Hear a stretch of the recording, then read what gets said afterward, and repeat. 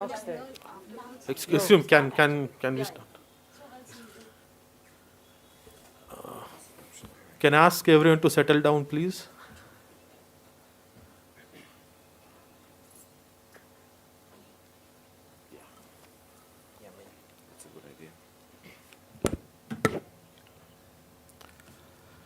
A very warm welcome to you all and good afternoon. Today we have a press conference on two international cinema. The first one is Long Time No See, directed by Mr. Pierre Filman.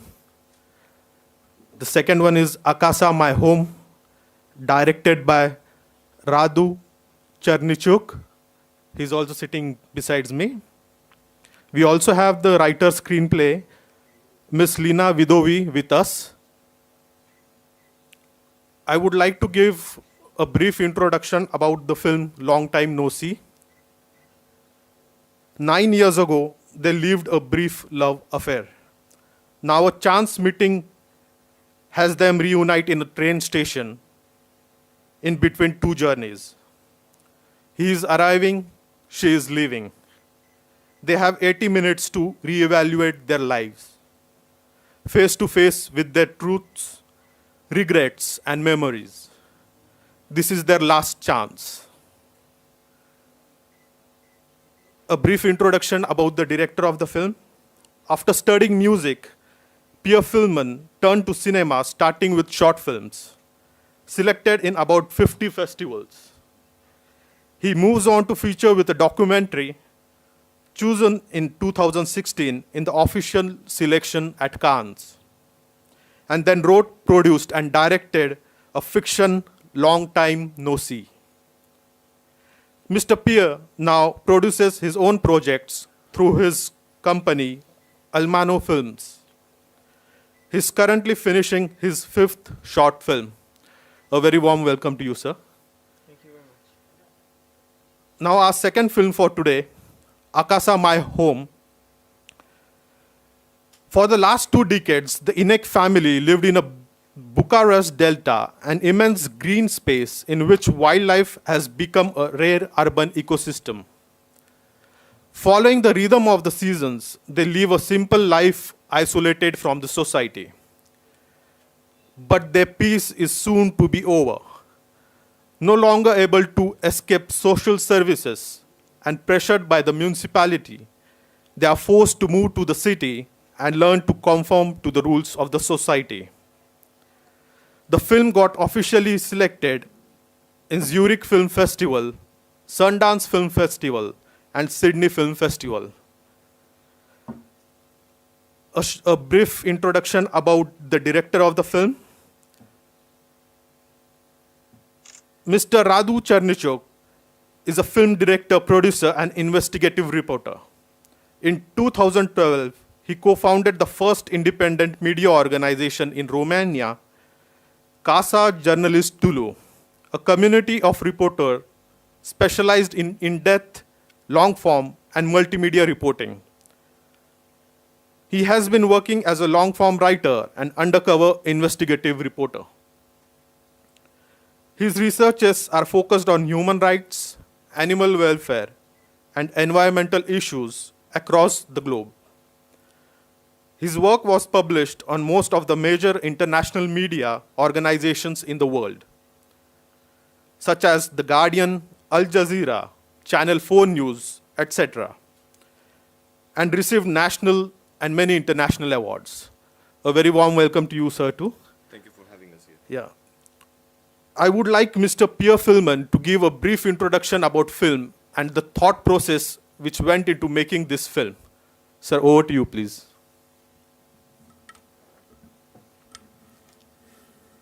First of all, allow me to thank warmly Ifigo for inviting our film Long Time No See. It's true and international pride that we are here in Goa to present the film to an Indian audience. And I would like in particular to thank Mr. Prashant Kumar, without whom I wouldn't be there today. And just before answering the question, not only my previous film was screened in Cannes Film Festival, but in another very important film festival, Ifigoa. 4 years ago, I was with you in the same place, and it's like coming back home in a way. So thank you for your welcoming attitude of you all. About the question you asked me, thank you. To discuss about the process of the film could take a long time, because it took me many years to write this project. Many years. Even if the shooting itself just required 5 days, because it's shot in long shots from action to cut. It takes 10 to 12 minutes each time, with two fantastic actors, Laetitia Eido and Pierre Rochefort, who did a great and fantastic job. Without them, the film wouldn't exist.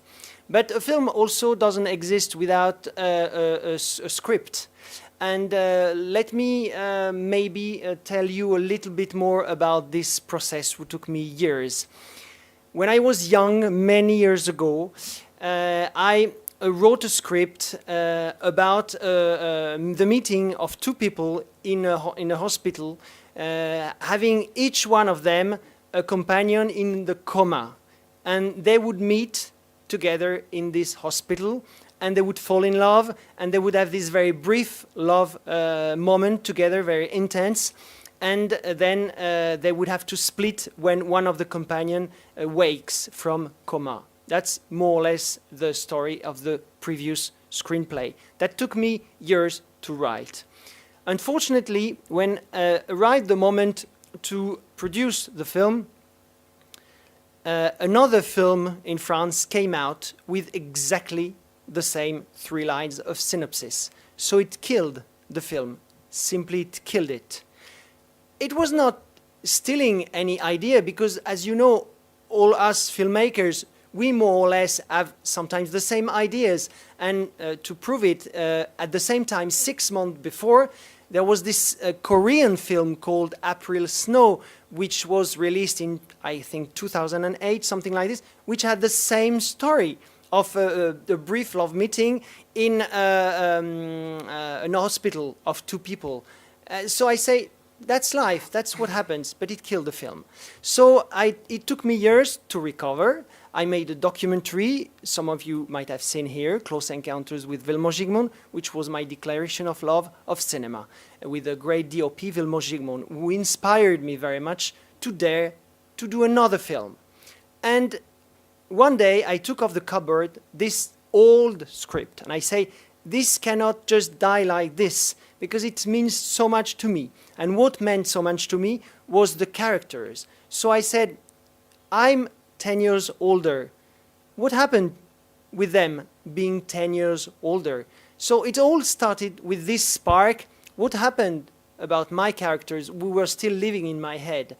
And so I decided to have them have a chance meeting in a station, and that's the story starts.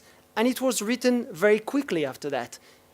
As you know, maybe a script is not a written script, it's sometimes rewritten, and rewritten again. Many versions of the film. So we arrive finally at today, when this film is made. So it's like I can share all those years in an hour and a half with you. So that's more or less the process of the writing of the film, without which I wouldn't be there with you today.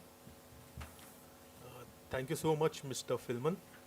I would now request the director of Akasa My Home, Mr. Radu Chernichok, to please tell us about his film and the background of the film. Over to you. Yeah, first of all, thank you for having us here. It's a true privilege to meet the welcoming and the beautiful audience in Goa Film Festival. There wasn't much traveling this year, so being here with the screenwriter of the film, with Lina Vdove, is a true joy, to say the least. We started the film Acasă My Home together, with the intention of making a reportage, just a short story about how the Romanian government was about to change, was about to give a protection status to an area close to the city center of Bucharest, of the capital, which was considered a landfill, just a garbage dump. But some scientists actually found that in the middle of this green space, with a very bad reputation, there was an incredible and a delicate ecosystem. Some of the rarest birds and animals and plants we have in Europe were there. Basically, nature took over and formed this amazing ecosystem. Among these birds and animals and plants, there was a family living there, isolated for 20 years, a family with 9 children, that we met during our research for this reportage. We got fascinated by the relationships inside the family, by the harmonic relationship that the children had with nature, and we decided to extend our research. And out of the concern that publishing a story like this with all the elements of an exotic tabloid story would harm the family rather than draw some attention on some of the issues that they were facing. But this is how we decided to go for a feature-length film. It's our first one. We are debutants. And we spent the next 4 years researching this, following this family in their dramatic journey from living in this wilderness to adapting to a life in the big city, in the capital. I would like to the main character of the film, one of the main characters of the film, Jika Enake, passed away just a few months ago. So I would like to dedicate this encounter with you in his memory, and I would like to give Lina a chance to say a few words about the writing process, maybe about having to work for so many years on this story. Hello, everyone. It's very nice to see you all here. My name is Lina Vdovi, and I'm a reporter so I'm just like you. I've been in your spots many times in my 12 years of experience as a journalist. But this story was a lot bigger than any TV reportage or any long-form even article that I had written before that or produced before that. So that's how we decided to stop on this family and follow this journey from the wilderness to the city life, basically. So the writing process in documentary is quite different than the one in fiction. I really admire and I am in awe with your work for this film, for your film, Pierre. In documentary, of course, things happen and reality basically takes over the writing. You cannot script or write the lines of the characters. But you can arrange them afterwards in a story that makes sense and that shows the truths and the messages that we want to send and that we discovered while researching it, while working on it. We fell in love with the Nake family because they reminded us actually of our own childhood and how we grew up surrounded by nature, in deep connection with the environment around us. But the children nowadays, who are especially growing in the urban areas, don't have this kind of relationship with nature anymore. So it was a reminder for us of the innocent times and of what it's like to be, of that naivety and also that optimism and innocence in a word. Yeah, I don't know what else to say, but if you have any questions. After making this film, we too decided to move outside of the city and with our baby, and so it had an impact on our lives as well. Past pass the many things that we learned during this process. Thank you so much. Now, before opening the floor for the questions, I would like to ask a question each to both the filmmakers. I was just discussing at the back room before starting the press conference with Mr. Filman about the film. So I asked many questions, but what I striked and I liked about his film is that about the writing. The writing had to be so crisp in when you have a dialogues between the actors, and that is very much visible that it comes out spontaneously. So just one comment I would like to make on his film is that I have read somewhere, the more personal you write, the more universal it gets. And that comes out through that film. Because the characters are so complex and it has to be shown within a real time of 80 minutes. So the place is that of that much importance where you are going to film it. So I would like to ask you, how did you finalize on the place where you have to film shoot the film? Thank you very much for the question. Actually, I'm reading for the present Werner Herzog book, who's called A Guide for the Perplexed. I'm sure you're familiar with Werner Herzog's amazing work. And I advise every filmmaker to read this book called A Guide for the Perplexed. And Werner Herzog, at the beginning, it's an interview book. And he says that he's a landscape director. He's fascinated by the landscape and it inspires him. And I said, well, I connect with Werner Herzog on this side because I've got a great admiration for his work, obviously. So intense, so rich, so new each time. I love it. And well, actually, those places I filmed in, I knew them every inch of it. I walked past the station where we filmed. I walked past the botanical garden where we filmed and the Café Mort near the mosque in Paris.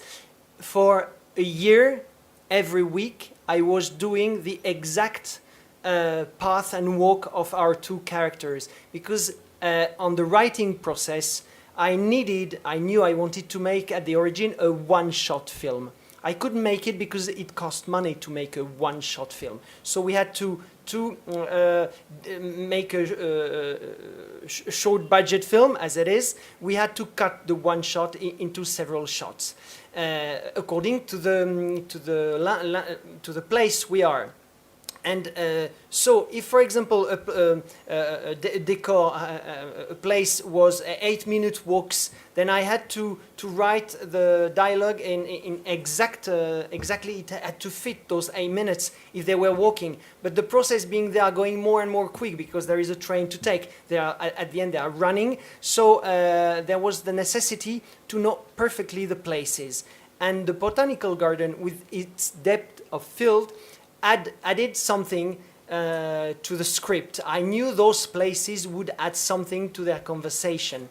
And the luck we had was with, it seems very trivial what I'm going to say, but with the meteo. Because when you have a very short window of time to make a film like this, 5 days, you cannot direct the meteo. You say like this? No, it's the weather, sorry. So 2 weeks before, the assistant director told me, what do we do if it rains? And I wrote it without rain. I wrote it with sun. But if it rains, then, well, we will shoot it anyhow. And they will have to take out their umbrella, all them, and with the tuck, tuck, tuck, tuck, tuck, tuck, tuck, tuck, tuck, tuck, tuck, them talking. So it would affect the dialogue. But there was no other luck. It was a one-shot film. So when we arrived, fortunately enough, sun came to our help. So we received big help from I don't know who, but we felt lucky. Thank you so much. I would like to ask one question to Mr. Radu also. Okay, sir. This kind of shooting can be done in film cities in your country, like film cities like Hollywood, Bollywood. Beside going to the place, directly shooting there, is it possible to create some same kind of environment in the studio? Actually, I'm not sure you've seen the film because it was not shot in studio. We shot completely outdoors, in real public place with the public. That's why I'm asking. Sorry. You shot it in the public, in the real. Yeah. But in studios now, environment is created in a studio itself to make movies. Is it? It was difficult to shoot in a studio. In film city like Hollywood, they are making all the environment to shoot in the film city. In a studio and recreate all those places. Wouldn't have Yeah, been couldn't you easier create a for you? set and then shoot in the film studio or like that so that you won't have any other Then problems what will be of the difficulty? It is difficult to show the reality in the studio. Yes, sorry for not understanding correctly your question. Actually, I'm not very much keen on studio shooting, as I like very much the limits of reality. And you sure can make wonderful things in studio. And I might one day desire to shoot completely in studio. By the way, my second short film, which is available on YouTube, is called Les Épousailles, for the nuptials in English, is shot completely in studio. So I have this little experience. But for this kind of story, I really needed the reality around us to surprise us and surprise the audience. Thank you, sir. Okay, thank you. Mr. Radu, I have one question. You have been a journalist. You're still working as a journalist. And then I think you venture out into filmmaking. So I would just like to ask, journalism deals with the reality of the world. And filmmaking also consists of reality, but it also has some fictional elements to it. So how do you find a balance in both as you are working simultaneously in both the fields? Thank you. Well, thank you for the question. I realized a while ago that, as we were talking earlier in the other room, truth can be built and can have different forms. There's the journalistic truth, and there's maybe a more dramaturgical truth, which is something that we think we achieved in our documentary, in our filmmaking for Acasă, my home. I discovered dramaturgy just a few years ago, and it opened up the world to me. It opened up so many other possibilities of telling life and telling my truths and my fascinations with this new instrument, which is amazing that we can actually use in a documentary. I wouldn't say fictional elements because there are so many ways of directing a documentary or a fiction film. We try to keep it as real as possible, in the sense that we didn't feed any lines to the characters, but we did direct them sometimes into touching some issues that they were already passionate about or affected by. I was just talking to Pierre. I would love to go into fiction in some years now, after I finish with documentary making, because it's excruciating to stay for so many years on a story and films for so many hours. It's a beautiful process, but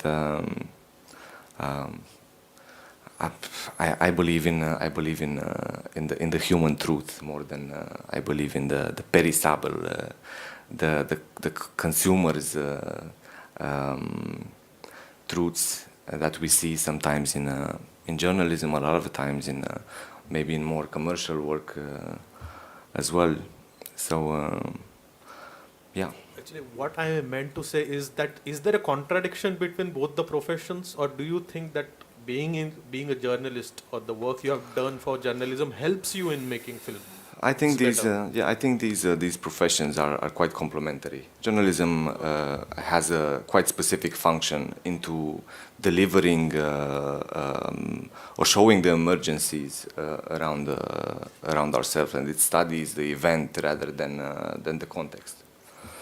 In the documentary making and this type of documentary making, we believe that we work a lot more on the context around one event, and explaining the context sometimes requires spending a lot of time, a lot of resources, which the journalist can't afford, because he has to deliver the emergency to the public. He has to show the world how it is right now. Imagine learning about this virus 4 years from now. How many deaths, and this is the first example that comes to mind. So we need journalism in the same as we need filmmakers. So Thank you for. You both are the journalists and you have doing some investigation stories also.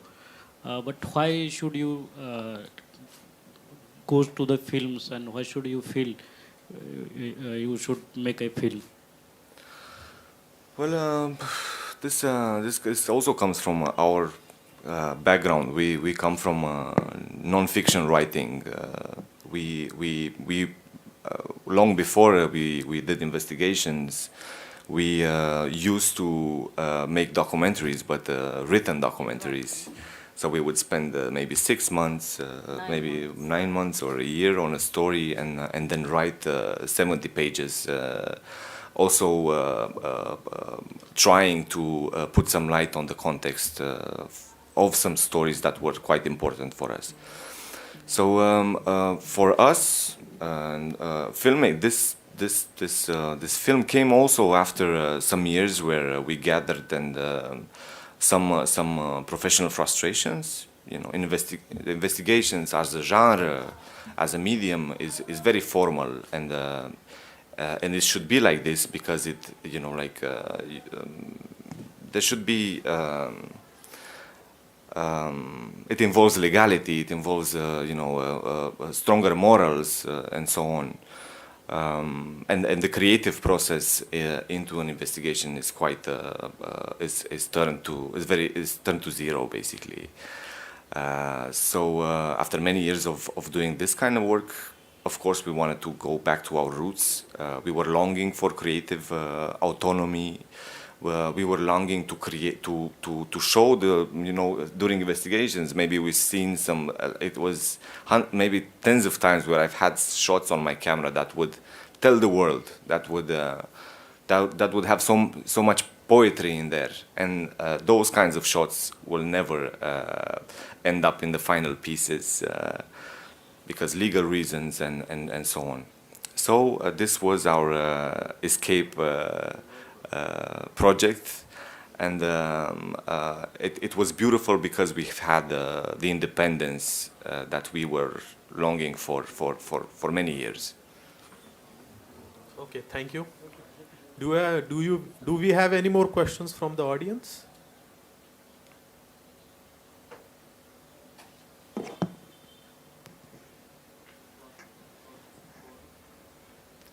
Okay.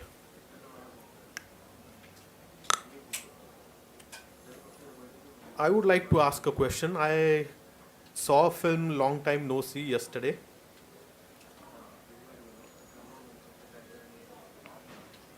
The movie starts with a scene at a railway station. A railway is shown coming in, and the movie ends with the railway. Was there a particular reason that you shot the railway scenes and you didn't choose any other mode of transport, like you could have filmed at the airport or somewhere? Because there have been movies which have been filmed at the airports or any other public places. Was there any particular reason to choose railways? Because in most of the films which have real-time dialogues or shot in a real timing, I have seen that railway stations are mostly chosen by the directors and not other. So was there any reason behind it also? Thank you for the question. Actually, the railway station opens the mind still today, I think, of every viewer. maybe you know that one of the first film in the history of cinema was made by French brothers called the Lumière brothers, and you can show a train arriving in a station. The first film that they decided, one of the first film they decided to make was about this amazing scene, very simple, of a train coming towards the camera, and it make the whole audience afraid of that scene.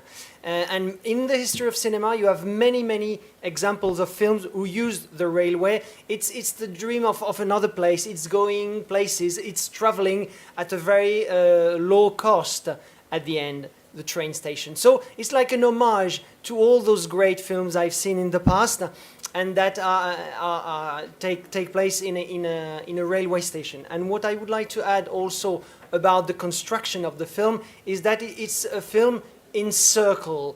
I quite like this kind of construction, as it was also the construction of my previous film, even if it was a documentary. The first scene happened in a cinema, and the last scene happens in a cinema.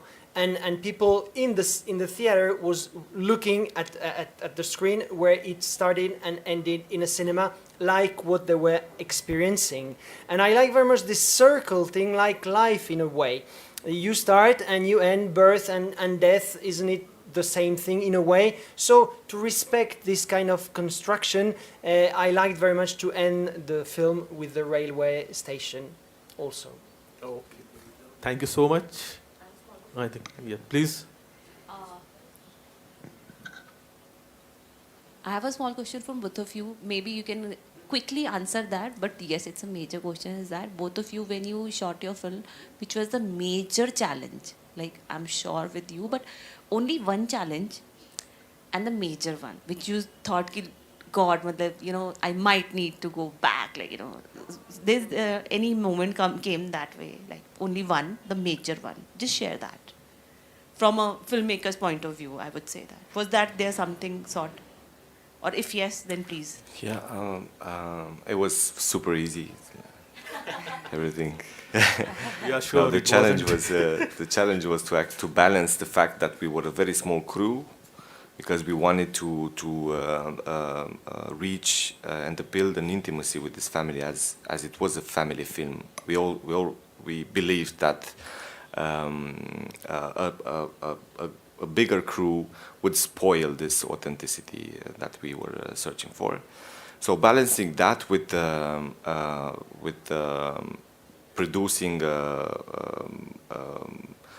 cinema image and sound that would be competitive, let's say, that would be good, and that cost us a lot in post-production. So that's but that's another challenge. It was a challenge for the producer rather than for us. Well, actually, as it's a film shot in long shots film, it was a challenge in itself. Will we be able, everyone in the crew will be able to face this challenge? So you need a really cohesive crew that we would work together. So it was my job to make people feel what was behind every shot and what was the meaning of all shots, for it to fill in the frame from action to cut. And obviously, being the screenwriter, director, and producer of the film, I had also to hope that it would all hold together. It wouldn't make a short film of 20 minutes because we had to cut, because everything we shot is in the film. It was another challenge too, to say that from the page to the screen, there is not much latitude. I really have to have something that will work on the screen as it works on the page. So it was another challenge. To find the great cast too was another challenge. And post-production, as says Radu very fairly, is a challenge, because you have to have the audience have high expectations, and that's quite normal. And you never have to underestimate the audience. You always have to give the best film, even the best sound, even the best music, the best everything in every field, to respect the audience. So it was a high challenge to to achieve those expectations from the audience. Thank you so much. If you don't have any more questions, we can conclude the press conference. Any final remarks that our filmmakers would like to make? Then we can conclude the press conference. Yes, I would like to congratulate Lina and Radu about their film, because it was, I saw it yesterday on a big screen, and it's an important film they've made, and I was extremely happy to be able to discover their film here in Ifigoa. So thank you for your film. Well, thank you, Pierre. It's so rarely that we get to meet directors as human and as you, and this is for me a huge compliment to make. So thank you for saying that, and it's been lovely to be here, and thank you for the organizers and that made this amazing festival possible under these circumstances, especially, and that's a truly courageous thing to do, and thank you so much for this. You know? And I would also like to thank you, Pierre, for your work, because I also went in without no expectations. I didn't know anything about the film, or yeah, because we have this journalistic background, I wasn't really familiarized with your previous work. So I went out of there completely charmed and thinking about many things. So as I said before, it's a film that I will not forget anytime soon, and congratulations for that. Thank you. And thank you for inviting us here and for making sure that we are safe and happy and enjoying this beautiful weather that we don't have at the moment in Europe. Thank you. Thank you so much. Thank you. I think we can conclude the press conference. Thank you.